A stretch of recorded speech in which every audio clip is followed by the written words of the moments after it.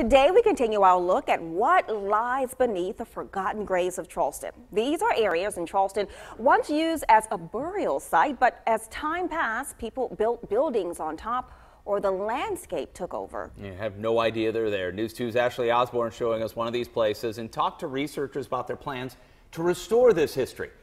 And Ashley, today's burial ground runs right up to I-26.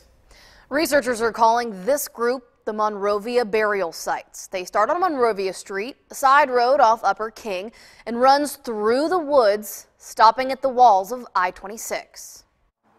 There's headstones that are against the wall of I-26. You could be driving over low country history. Family plots and burials, obelisks, scrolls, stones that you don't typically see still that are standing. Gullah Society archaeologist Jeremy Miller says there are at least 4 burial grounds in this area, and right now they're focused on the one that sprawls to the interstate. Well, it's complicated primarily because of the lack of documentation on the property, so a lot of time's dedicated to research. They're working to uncover how many people are buried here. At least 100 to 200 minimal. He says their research shows at least 70% are African. The Gullah Society has been working on African burial grounds for the past couple of years and recently become a nonprofit. They're in the process of mapping out where people are buried. Anytime archaeologists or architects even go into a place and they want plans, like a plan drawing or a plan map of a location, we're looking at indications of where individuals are buried. And so a lot of times, especially in this kind of a situation with the woods and roots,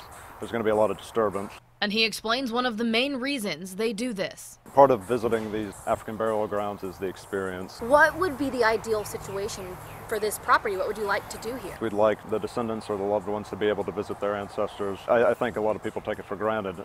If any of the individuals even watching this have descendants or have ancestors that are buried in Magnolia Cemetery, you know, anybody can go and visit their ancestors. Here, this isn't as welcoming as an invitation. Something needs to be done. I think it's part of the greater healing process for Charleston.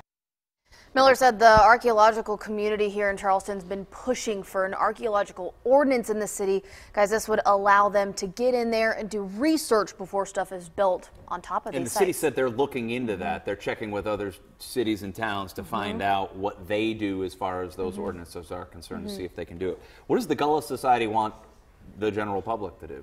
They want y'all's help because the more information that they have from those of you who might know of people buried in these areas, the better the research can be.